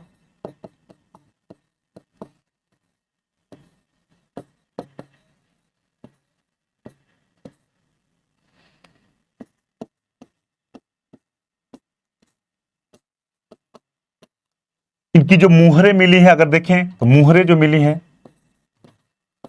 ज्यादातर सेलखड़ी की मिली हैं और सबसे ज्यादा वर्गाकार मिली है। अन्य आकारों में भी मिली है लेकिन सबसे ज्यादा किसके आकार में मिली है? वर्गाकार मिली है। ये सब क्वेश्चन आए हुए हैं। वर्गाकार सबसे ज्यादा आकृति में मिली है मोहरें इनकी। तेलखड़ी की वर्गाकार मोहरें मिली हैं। इनमें चिन्ह मिले हैं अलग अलग प्रकार के। तो ये दिखाता है। बर्तन मिले हैं इनके, बर्तन बनाते थे लोग, मिट्टी के बर्तन, और बर्तन ज्यादातर उपयोगितावादी बने हैं।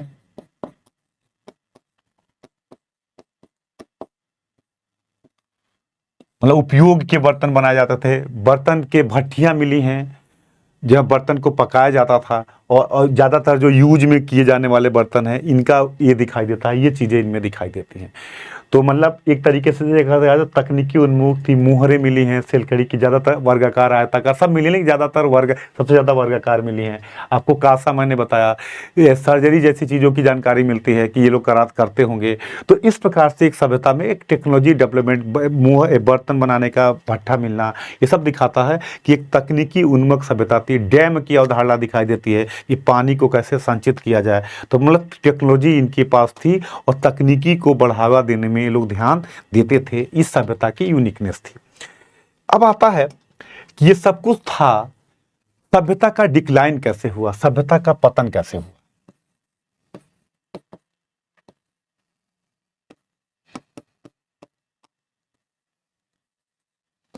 देखिए, इसमें लेके इतिहासकारों में काफी वो है, जो अंग्रेजी उन्मुख है। कुछ लोग कहते हैं कि आर्यों के कारण हुआ, इंद्र को पुरंदर कहा गया, तो उससे जोड़ते हैं। लेकिन जो नॉर्मली माना जाता है, आर्यन थ्योरी को अगर हम मानते हैं, तो इनका पतन लगभग 1750 बीसी तक लगभग सभ्यता डिक्लाइन हो चुकी थी। डिक्लाइन का मतलब एक चीज, हाँ एक चीज दिमाग में रखिएगा कि डिक्लाइन का मतलब क्या होता है। डिक्लाइन का मतलब ये नहीं है कि सब कुछ खत्म हो गया। इसका जो शहरी स्वरूप था, जो अर्बन नेचर था, जो इसका शहरी स्वरूप था, उसका पतन हुआ। जो इसका अर्बन नेचर था उसका पतन दिखाई देता है। डिक्लाइन को इस तरीके से समझिएगा कि जो इसका अर्बन नेचर था उसका पतन हुआ, ना कि पूरी सभ्यता का पतन हुआ। मतलब जिस पे जो अभी तक हमने कितनी विशेषताएं बताई कि ये शहरी सभ्यता है, व्यापारी है यहाँ ये, तो ये जो जिस पे ये सभ्यता टिकी थी, जिसका शहरी स्वरूप था, ये इसका समाप्त हो गया। ऐसा नहीं था कि लोग नहीं थे, रहे, लेकिन अब उस ऊपर उस लेवल पे नहीं रहे। इसलिए जब हम आर्य पढ़ते हैं तो आता है लोकल जातियों को दस्यु कहते हैं। तो अब वो उस लेवल पे नहीं थे जिस लेवल पे यहाँ पे दिखाई देते। तो पतन का मतलब समझिएगा कि जो इसका सभ्यता का स्वरूप है, जिस पे सभ्यता टिकी है, उसका पतन हो गया। अब आइए, अब इतिहासकारों में अगर देखा जाए, आज अगर हम आपसे पूछें आज के डेट में कि आज पूरी दुनिया में देखा जाए तो कुछ समस्याएं बड़ी कॉमन है जो हर जगह दिखाई देती हैं।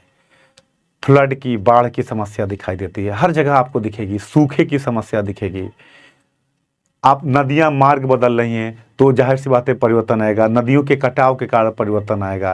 पानी का एक जगह इकट्ठा होने से परिवर्तन आएगा। भूकंप जैसी अवधारणाएं हैं। बड़ी बड़ी महामारी, अब कोविड ही आया। अब ऐसी बीमारी अगर हर 20 साल 25 साल पे ऐसे रिपीट कर जाए तो आदमी का वैसे ही काफ़ी लोग डिक्लाइन कर जाएंगे। जो बड़े बड़े, अब बताइए जिसके घर में बहुत बड़ी फैमिली हो और कमाने वाले सभी लोग गुजर चुके हो, कोई हो ही नहीं, तो सब उस घर का तो पतन हो गया ना। तो कहने का मतलब ये है कि पतन ये नहीं कि अचानक हो गया। कुछ शहर कहा जाता है इनके कि धीरे धीरे पतन के कगार पे गए, धीरे धीरे पतन के कगार पे गए। कुछ शहर अचानक खत्म हो गए। कुछ शहर अपने जवानी से लेके बुढ़ापे तक आराम से धीरे धीरे गुजरते चले गए। मतलब कोई पतन का एक कारण नहीं था और एक तरीका नहीं था। तो आज अगर हम देखें, भारत को ही ले लें हम, तो कुछ शहर सूखे से कुछ राज्य या शहर सूखे से परेशान हैं, कुछ बाढ़ से परेशान हैं, कुछ में भूकंप की संभावनाएं ज़्यादा बनी रहती हैं, कहीं नदियां मार्ग बदलती रहती हैं, हमेशा परिवर्तन आता रहता है। तो अगर ये लगातार हम ना कंट्रोल कर पाएं और तेज़ी से आगे बढ़े तो जाहिर सी बात है सोसाइटी में क्या आएगी, प्रॉब्लम आने लगेगी। कई तरह की समस्याएं पैदा होगी, इकोनॉमी खराब होगी। लोग अब जिस क्षेत्र में लगातार आते हैं वहां लोग रह ही नहीं पाते, तो उस एरिया का पतन ही है एक प्रकार का। तो ये जो पतन हुआ, कोई एक कारण नहीं था, एक तरीका नहीं था। मतलब ये सभी कारणों का सम्मिलित परिणाम है। यह सभी कारणों का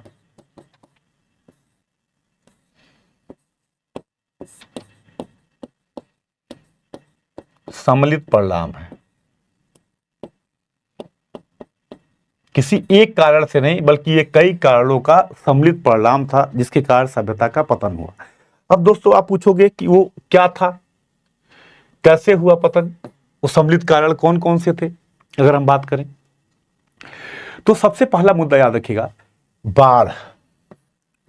ये बड़ा मुद्दा था, बाढ़ ने सभ्यता के पतन का बड़ा। अब बाढ़ लगातार आएगा। अब देखिए कहा जाता है कि मोहनजोदड़ो पे बालू का स्तर कई लेयर दिखाई देता है, तो बाढ़ आता होगा, लेयर बढ़ता चला गया होगा। बाढ़ का आना, सूखा, नदियों का मार्ग बदलना,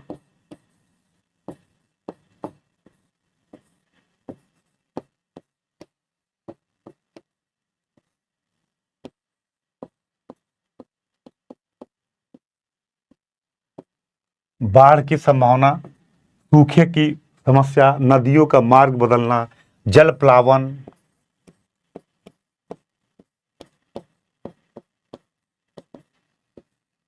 जल का एक जगह इकट्ठा हो जाना। अब ये भी एक बहुत बड़ी समस्या। अब बताइए, बाढ़ लगातार आता रहे, अगर हर साल बाढ़ आए तो शहर की इकोनॉमी प्रभावित होगी कि नहीं होगी, शहर का ढांचा खत्म होगा कि नहीं होगा। सूखा अगर लगातार पड़ने लगे तो व्यक्ति प्रभावित होगा कि नहीं होगा। नदियां लगातार मार्ग बदलते रहें तो जो हम जिसके थ्रू हम यूज कर रहे होंगे वो दूरी बढ़ेगी, शहर प्रभावित होगा कि नहीं होगा। जल अगर इकट्ठा होने लगा एक जगह, तो ये सभी इतिहासकारों ने इन सभी कारणों को माना है कि अलग अलग तरीके से बाढ़, सूखे, नदियों का मार्ग बदलना, जल प्लावन, ये जो प्राकृतिक कारण थे, भूकंप,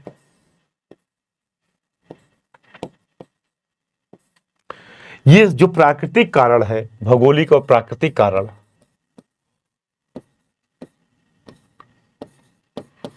ये सब सिंधु सभ्यता के पतन के लिए जिम्मेदार हैं और सबने कहीं न कहीं पतन में योगदान दिया।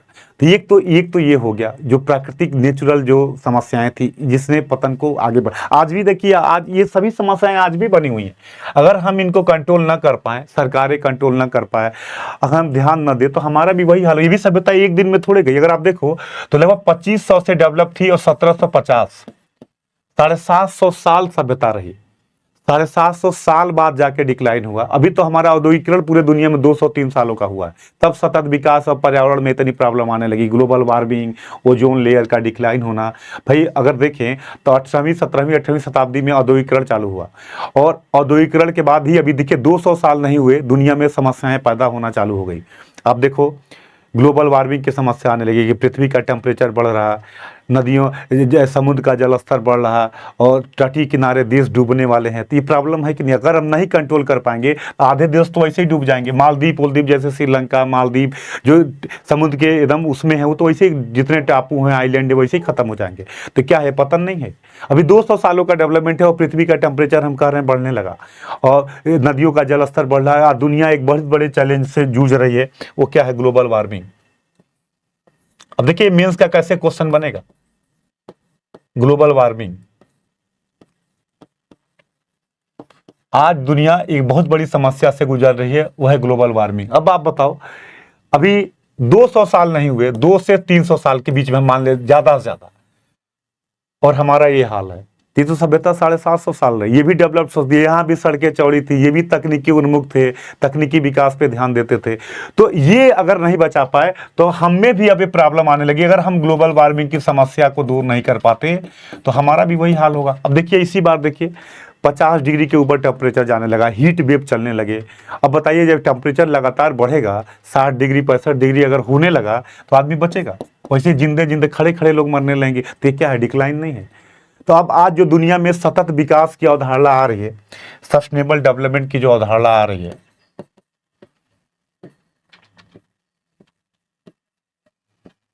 ये जो सतत विकास, हम सस्टेनेबल डेवलपमेंट की बात कर रहे हैं, ये क्या है, पर्यावरण के साथ विकास करना। तो इंडस वैली हमें मार्गदर्शन दे रहा है कि नहीं दे रहा है कि या तो तुम सुधर जाओ, नहीं तो तुम्हारा भी वही हाल होगा जो मेरा हुआ था।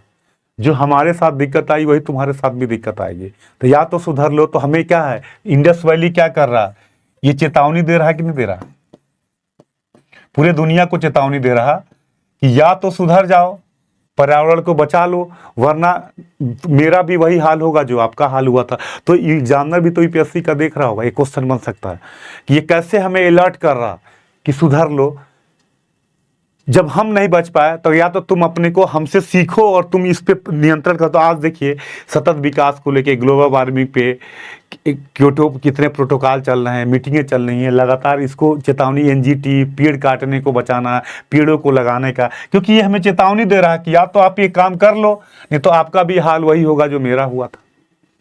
तो सबसे पहला पॉइंट जो आपको 3-4 कि पतन का कोई एक कारण नहीं था, कई कारणों का यह सम्मिलित परिणाम है। और एक तरीके से पतन नहीं हुआ, अलग अलग शहरों के पतन के कारण अलग अलग रहे। कहीं बाढ़ से पतन हुआ, कहीं सूखे के कारण परिवर्तन हुआ, कहीं नदियों ने मार्ग बदला उसके कारण परिवर्तन हुआ। तो ये सभी फैक्टर्स, ये सभी रीजन थे पतन में। किसी एक कारण को हम इसके लिए उत्तरदायी नहीं मान सकते। इसके अलावा ये भी कहा जाता है कि महामारियां, मलेरिया जैसी भी महामारी थी आई,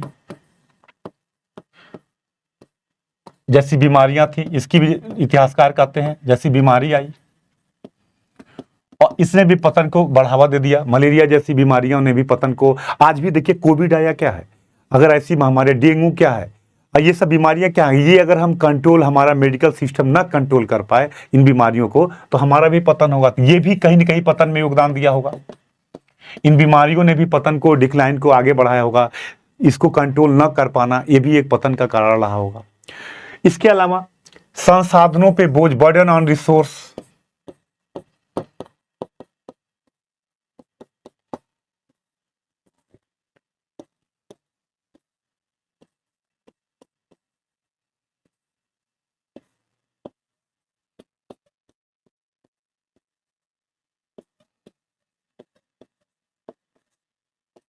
संसाधनों पे बोझ का पड़ना। अब देखिए जनसंख्या बढ़ रही है, रिसोर्स अगर नहीं होंगे, संसाधन नहीं होंगे, तो जाहिर सी बात है रिसोर्स के लिए क्या होगा, आपस में संघर्ष होगा। और जब रिसोर्स के लिए संघर्ष होगा तो जो सरवाइव कर पाएगा बचेगा, क्राइम बढ़ेंगे, समस्याएं आई होंगी। तो ये भी इतिहासकार मानते हैं कि ये भी एक कारण रहा होगा, रिसोर्स पे ज़्यादा से ज़्यादा बर्डन आना, और बर्डन आने के कारण क्या होगा, समस्या पैदा हुई होगी और इनका भी ये नियंत्रण नहीं कर पाए होंगे। तो इन सभी कारणों ने सिंधु सभ्यता के पतन को उत्तरदायी बनाया। मतलब प्राकृतिक कारण भी रहे होंगे, प्रशासनिक कारण भी रहे होंगे, बीमारियां जैसा भी कारण रहा होगा। तो अगर क्वेश्चन में आता है तो जब भी आप इन सब का परिणाम बताइएगा, क्योंकि किसी एक को नहीं कहा जा सकता। तो सिंधु सभ्यता के पतन में इन सब का योगदान रहा, पतन में इन सब का योगदान रहा,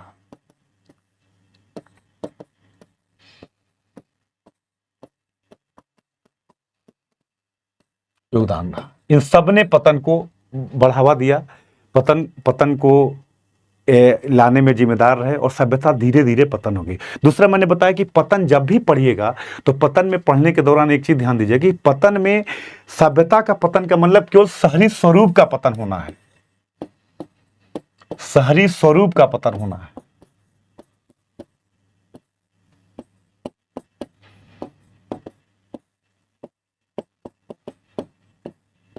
सभ्यता का पतन हुआ मतलब इसके शहरी स्वरूप का पतन हुआ। ऐसा नहीं कि सबका पतन हो गया, पर उसका ग्रामीण परिवेश, जो ग्रामीण परिदृश्य था वो बचा रहा।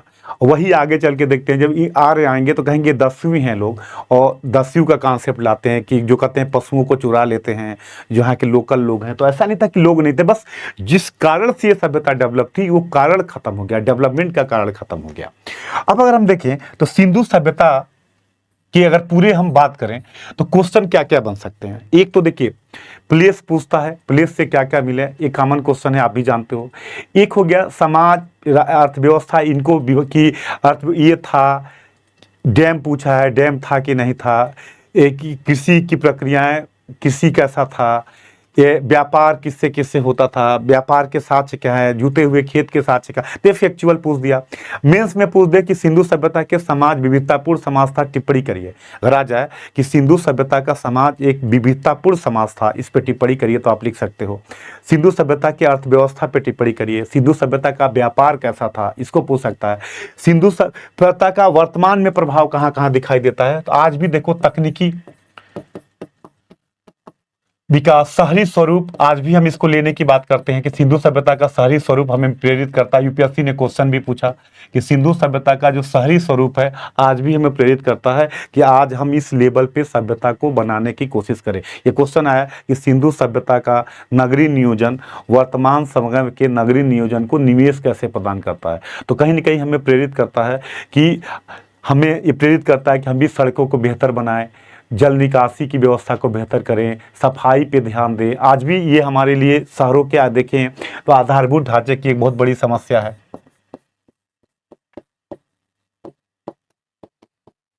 इंफ्रास्ट्रक्चर की एक बहुत बड़ी समस्या है। आधारभूत ढांचे की अगर बात की जाए तो एक बहुत बड़ी समस्या है। तो कहीं ना कहीं ये हमें क्या करता है, प्रेरित करता है इन चीज़ों को करने के लिए कि हम बेहतर तरीके से इनको कर पाएँ, इंफ्रा को बेहतर तरीके से कर पाएँ।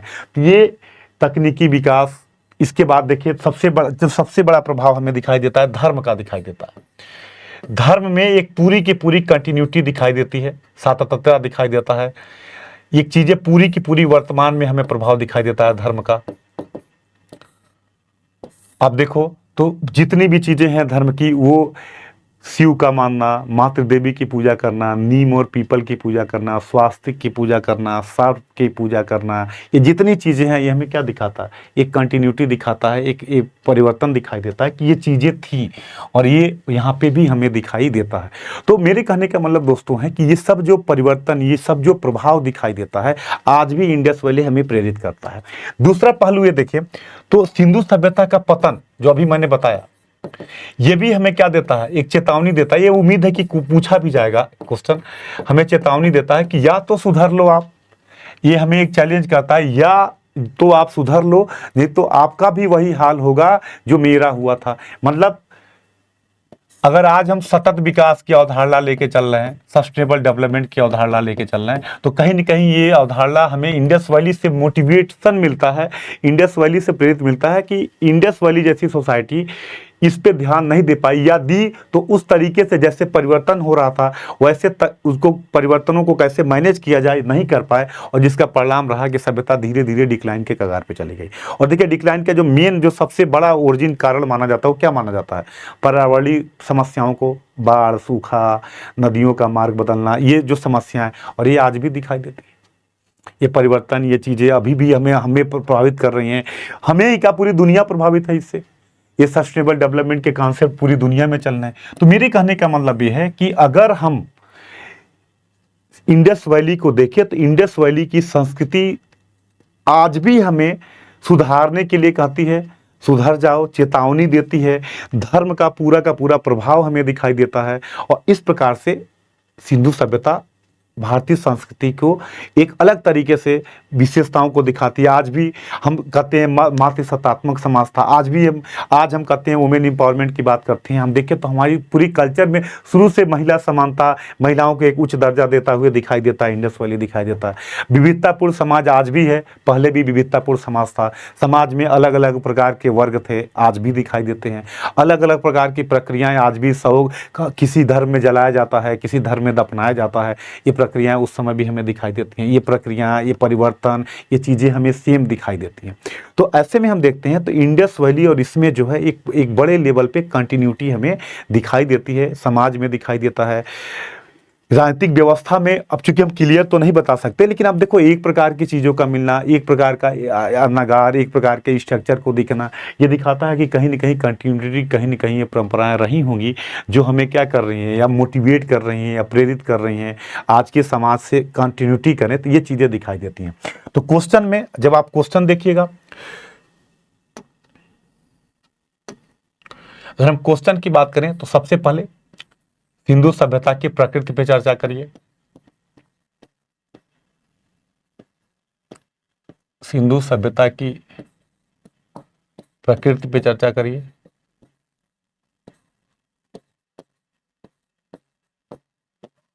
पर चर्चा कीजिए। दूसरा, धर्म पे चर्चा करिए।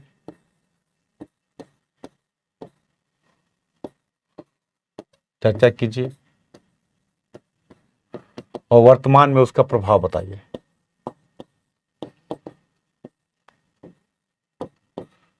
उसकी प्रासंगिकता बताइए।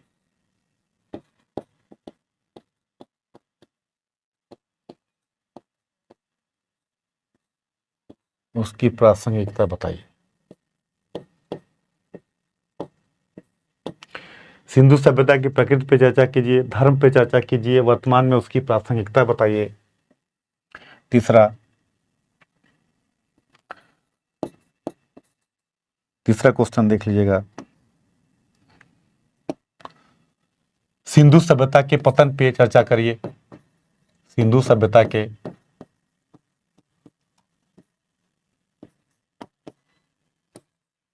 पतन के कारणों पे चर्चा करिए।